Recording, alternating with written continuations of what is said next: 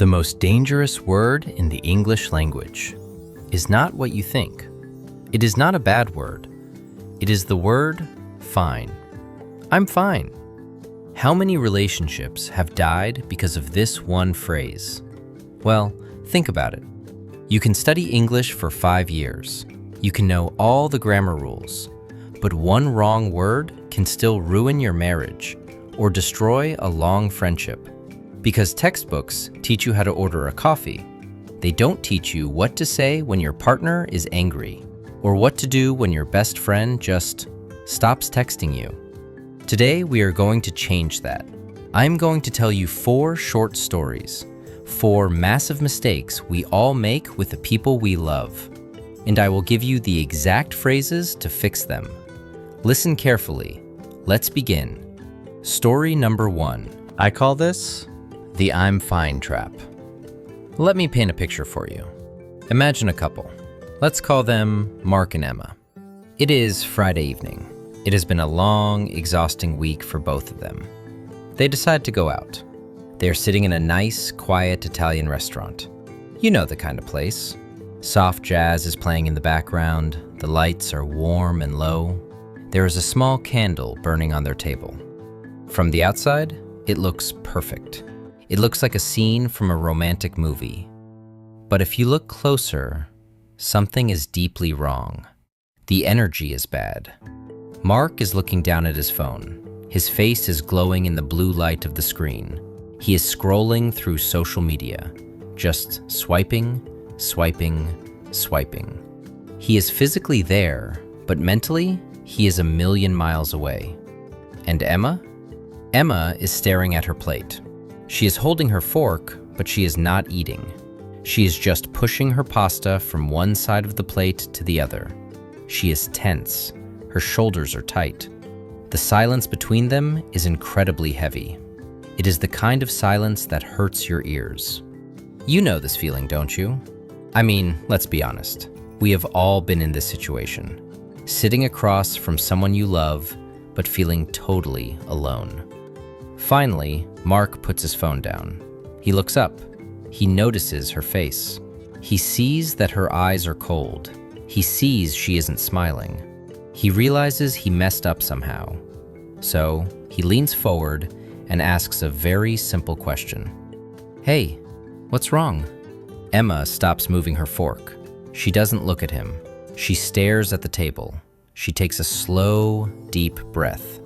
And then, she drops the bomb. She says the most dangerous word in the English language. Fine. Nothing. I'm fine. Mark pauses for a second. He nods his head. Okay, he says, and he picks up his phone again. And just like that, the evening is completely ruined. Let's pause the story right here. Let's really look at what just happened, because this is a disaster. Is Emma actually fine? Of course not. Well, I mean, we all know she is furious. She is angry or sad, or maybe just really disappointed. Maybe Mark forgot their anniversary. Maybe he was rude to her mother on the phone earlier today. Or maybe she had a terrible day at work and he didn't even ask about it. We don't know the exact reason, but we know one thing for absolute sure. She is definitely not fine. So why did she lie? If she is hurting, why didn't she just say, I am angry because you ignored me all day? Well, psychology gives us the answer. She is playing a game.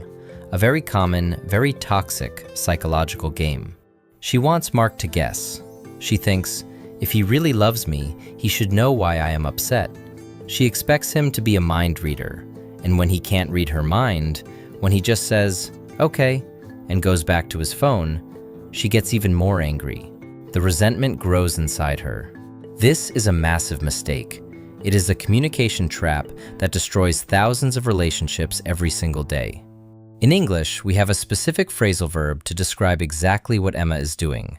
I want you to remember this phrase, hold back, to hold back. Let's break it down so you never forget it. Imagine you have a big, strong dog on a leash. You are walking in the park. The dog sees a cat and wants to run, but you hold the leash tight. You pull it towards you. You stop the dog from running. You hold the dog back. We do the exact same thing with our emotions. You feel anger, you feel sadness, you want to scream, you want to cry. The emotions want to come out, but you pull the leash, you stop yourself. You hide your true feelings behind a fake smile and a fake word. You hold back. Emma is holding back her true feelings. And you know what the biggest problem is? Holding back destroys trust over time. It builds a thick, invisible wall between you and your partner. Because if you never say what is actually on your mind, how can they fix the problem? How can they comfort you? They can't. You are fighting a war, but you are not telling your partner the rules. So, how do we fix this? How do you express negative emotions in English without starting a huge, dramatic argument? First of all, forget the word fine. Throw it in the trash. Never use it again when you are upset. Next time you feel bad and someone asks you what is wrong, I want you to be an adult. I want you to be honest. Use one of these 3 simple, powerful phrases instead. Phrase number 1, I need a minute. I need a minute. I'm a little upset right now.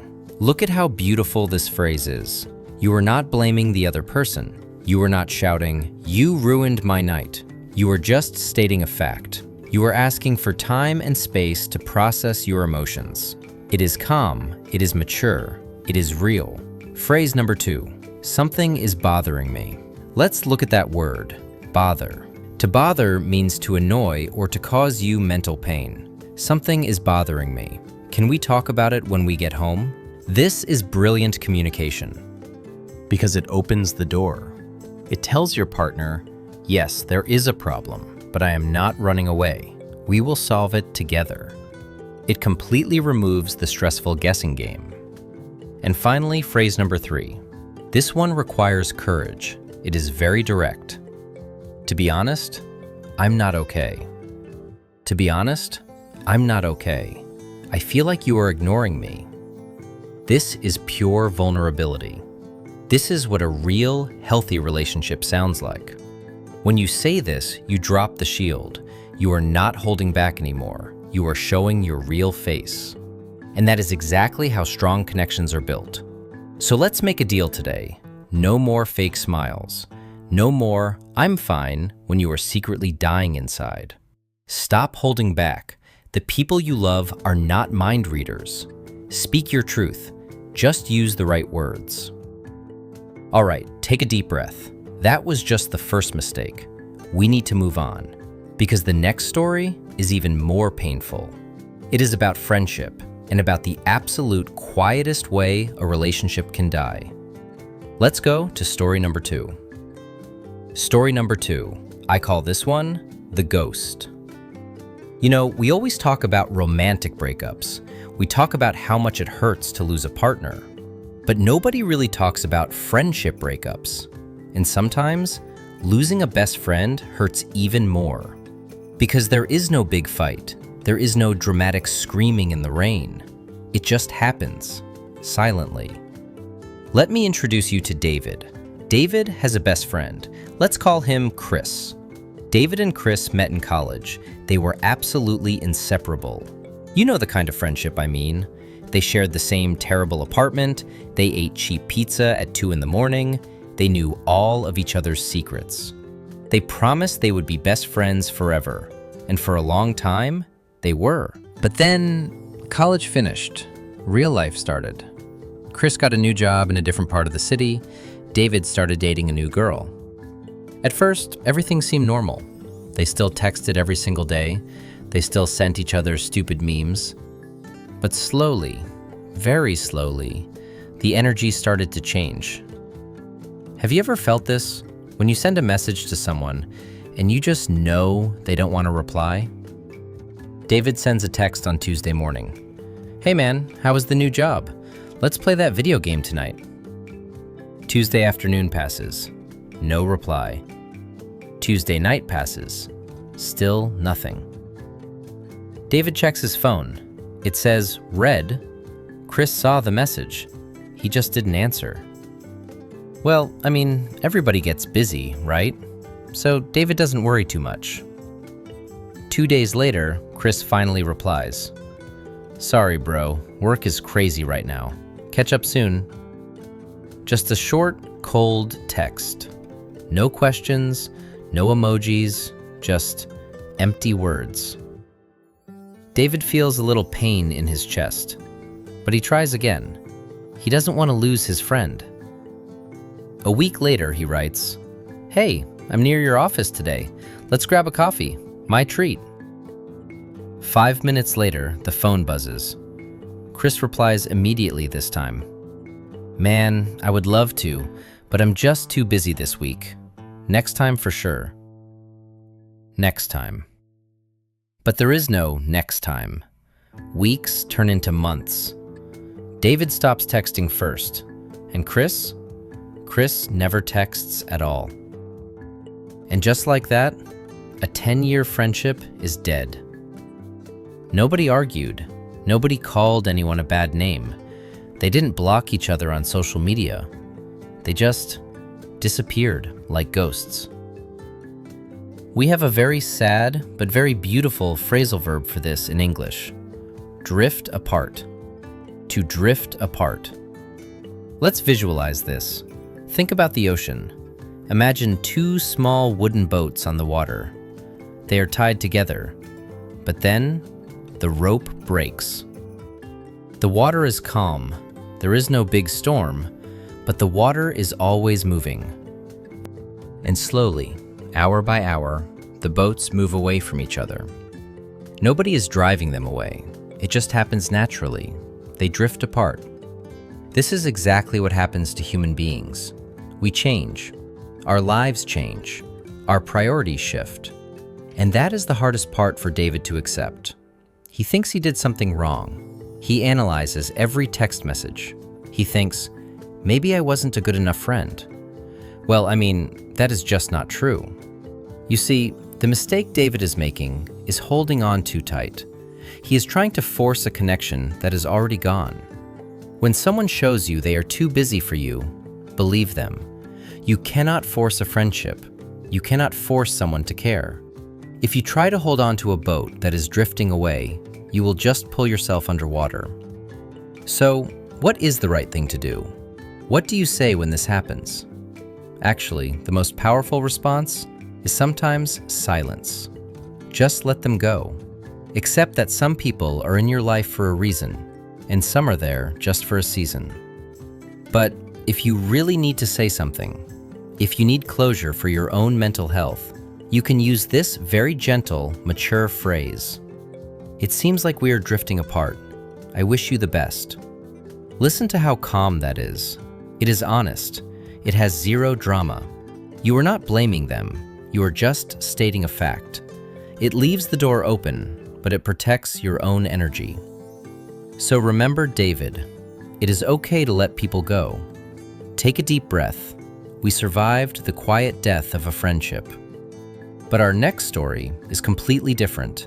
It is loud, it is aggressive, and it happens to you probably every single week.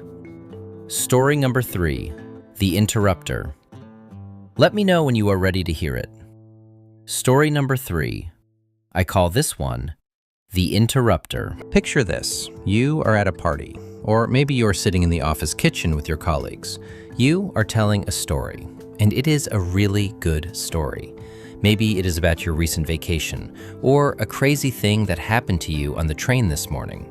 You are excited. You are smiling. Your friends are looking at you. They are listening.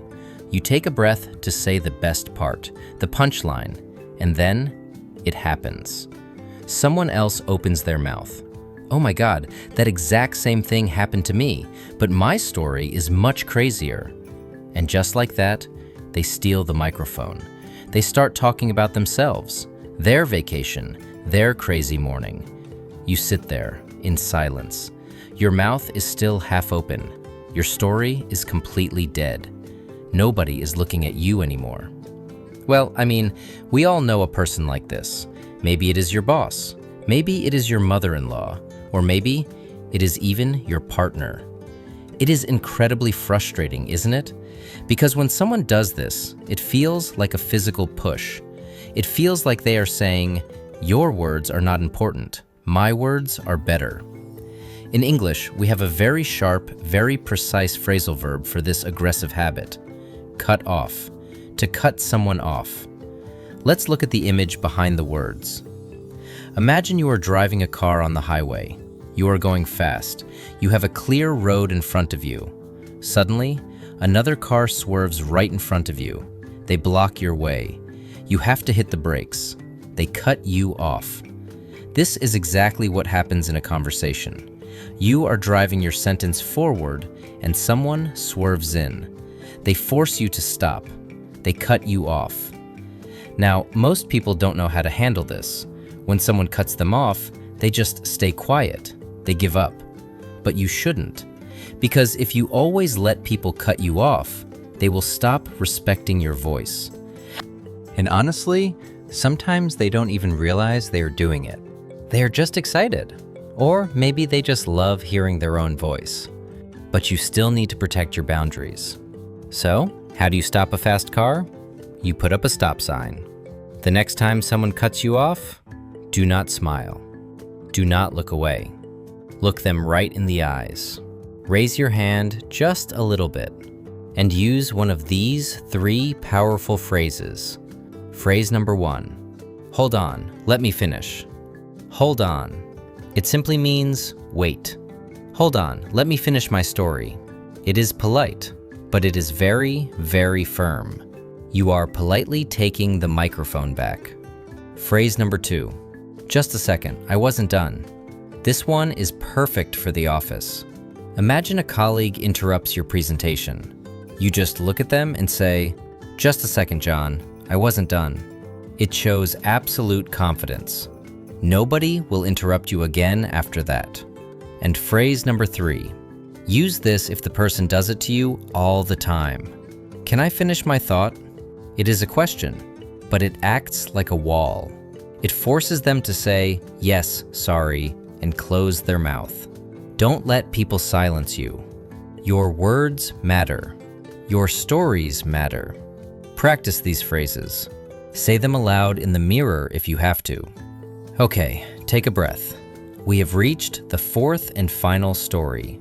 And I have to warn you, this one is the deepest. This is the mistake that breaks even the strongest couples. Story number 4. I call it the walls. Let's imagine a guy named Michael. Michael is a good guy. He is strong, he is independent, but right now, Michael is going through a terrible, dark time. Maybe he just lost his job. Maybe his business is failing. He feels completely lost. He feels terrified inside. He comes home late. His wife, Sarah, sees his face. She knows him. She knows instantly that something is broken. She sits next to him on the sofa. She gently touches his arm. She says softly, "Hey, talk to me. What is going on?" She loves him. She wants to be a team. She wants to help him carry this heavy problem. But what does Michael do? Does he tell her he is scared? No. He stands up. He steps away from her touch. He says, "It's nothing. Just work stuff. I will handle it myself." He thinks he is being a strong man. He thinks a strong person handles their own problems alone. He thinks he is protecting Sarah from his stress. But in reality, he is doing something terrible to their marriage. He is building a massive, thick brick wall right in the middle of their living room. In English, the opposite of building a wall is our final phrasal verb. I want you to write this one down. Open up. To open up. Let's think about a house. Imagine a house with a heavy iron door. The door is locked. The curtains are closed. Nobody can get inside. But when you trust someone, you turn the key. You open the door. You open up. You let them step inside.